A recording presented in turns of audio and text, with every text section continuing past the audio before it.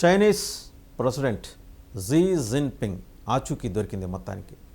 ఆయన బీజింగ్కి సమీపంలోని ఒక డిఫెన్స్ వ్యవస్థ పర్యవేక్షణలో ఉన్న ఒక మిలిటరీ హాస్పిటల్లో ఐసీయూలో ఉన్నారు. ఇది అంతర్జాతీయ మీడియా కథనాలు దీన్ని ధృవీకరించట్లేదు, కానీ ఆయన అక్కడ ఉన్నట్టుగా అయితే సంకేతాలు బయటికి పంపిస్తున్నాయి. ఎందుకు ఆయన మిలిటరీ హాస్పిటల్లో అడ్మిట్ అయ్యారు, కారణాలేంటి, ఆయన హెల్త్ కండిషన్ ఏమాత్రం బాగోలేదు. ఆయన ఇటీవల కాలంలో తనకు థ్రెట్ ఉందనే భయంతో ఎక్కువగా ట్రైన్ జర్నీస్ చేయటం, అది కూడా ఎక్కడా అవకాశం లేకుండా ఎవరికి కనపడకుండా దాక్కుని మరి కొన్నిసార్లు అయితే రైలు బోగీల్లో, సాధారణ రైలు బోగీల్లో కూడా ప్రయాణం చేసినట్టుగా సమాచారం చైనా ఇంటెలిజెన్స్కి అందింది.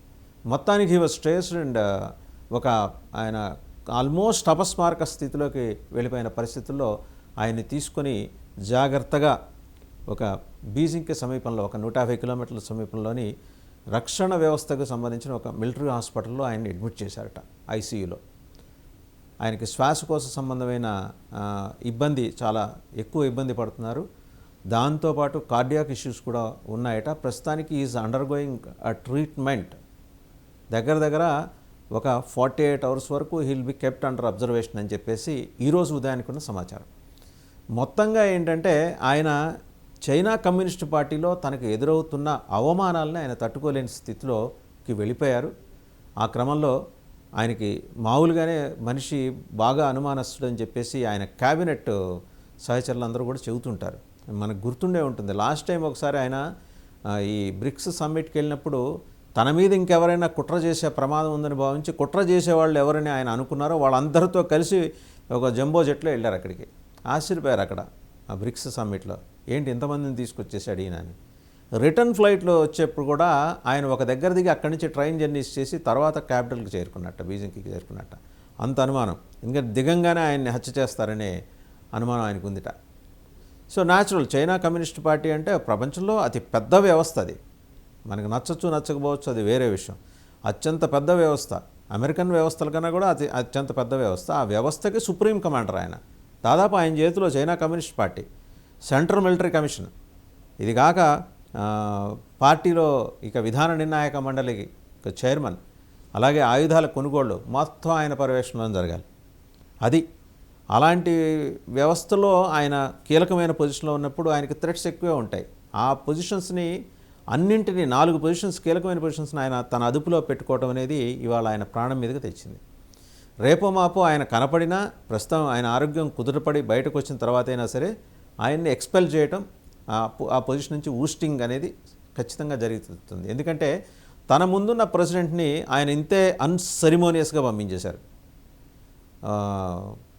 హూని తన పక్కన కూర్చొని ఆయన మాట్లాడే ప్రయత్నం చేసినా కూడా హూ వంక ఆయన కనీసం చూడడం కూడా లేదు. ఆ అవమానం ఆయనకి తెలుసు.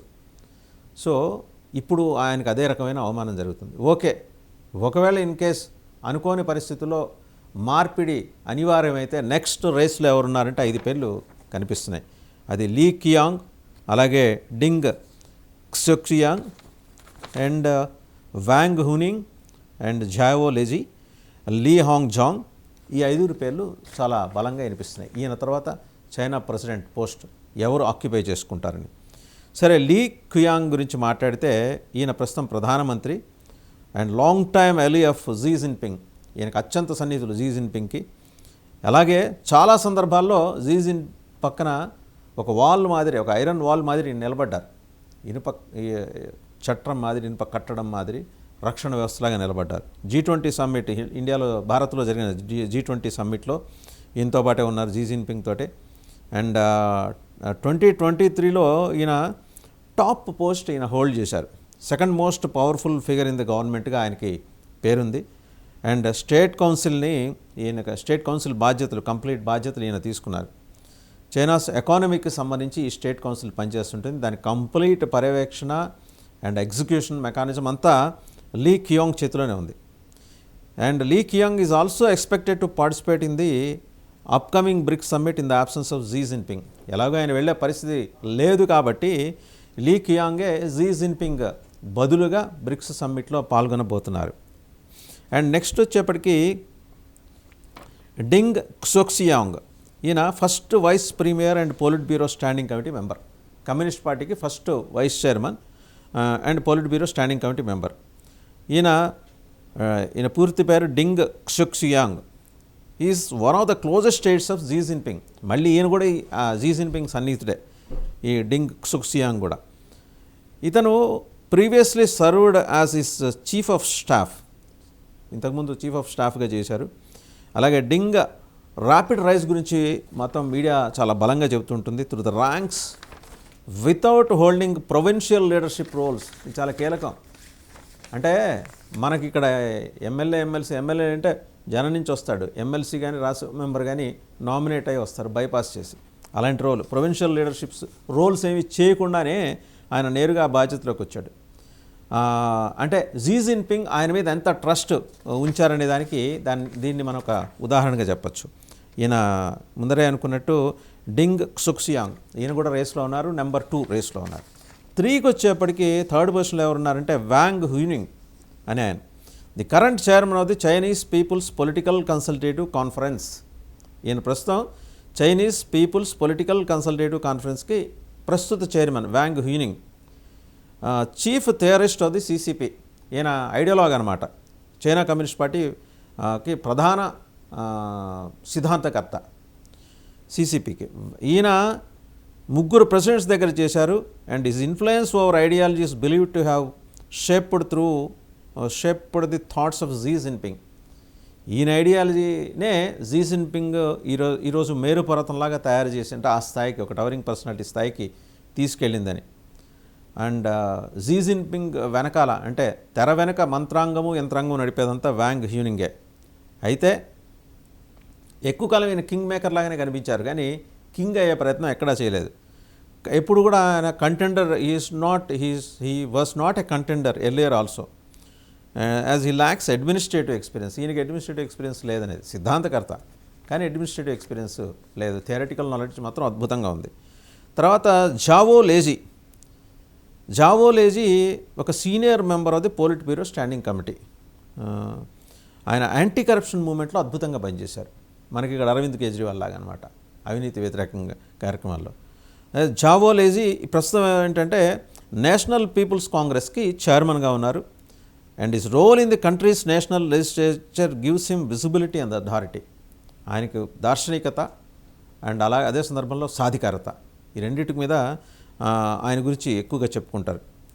కాన్స్టిట్యూషనల్ అండ్ లీగల్ మ్యాటర్స్లో ఈయన అందవేశం చెయ్యి. రాజ్యాంగం, న్యాయం ఈ రెండింటికి సంబంధించి ఈ 2 అంశాల్లో ఈయన కోవిదుడి కింద లెక్క. అలాగే లీ హోంగ్ జాంగ్ అనే ఆయన senior member of CCP, China communist party. Party's regional ranks నుంచి పై స్థాయి దాకా వచ్చారు ఆయన. Key figure in the national scene, ఎప్పుడు కూడా అందరికీ తల్లో నాలుగులా కనిపిస్తుంటాడు, చాలా కీ ఫిగర్ ఈయన. హోంగ్జాంగ్ గ్లోబల్ విజిబిలిటీ లేదనేది ఈయనకు ఉన్న minus point, which many experts believe to be a good thing as most of China's rivals. ఈయనకి అది లేకపోవడం అనేది పెద్ద మైనస్గా చూస్తున్నారు. Even for that matter allies, అంటే ఎవరైనా మిత్రులు ఉన్నా కూడా జీ జిన్పింగ్ తర్వాత ఈయన పదవి బాధ్యతలు చేపడితే కనుక దేశాన్ని ఎటు తీసుకుపోతాడనే అనుమానాలు, సందేహాలు అయితే చాలా ఉన్నాయి లీ హోంగ్జాంగ్ మీద.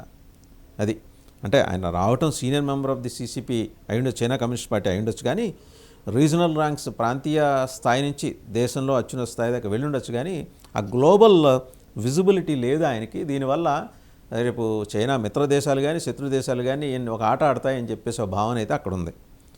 సో ఇది మొత్తం 5 గురించి. ఈ 5 గురించి మళ్ళీ చెప్పుకుంటే వాళ్ళ పేర్లు ఒకసారి చెప్తే కనుక లీ కియాంగ్, అలాగే Ding Xuexiang and Wang Huning, Zhao Leji, Li Hongzhong. So మొత్తానికి ఈ 5 ఇప్పుడు చైనా ప్రెసిడెంట్కి రేస్లో ఉన్నారు.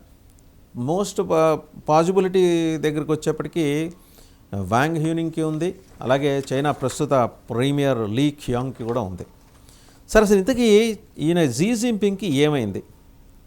ఆయన ఐసీయూలో ఎందుకు అడ్మిట్ అయ్యాడు?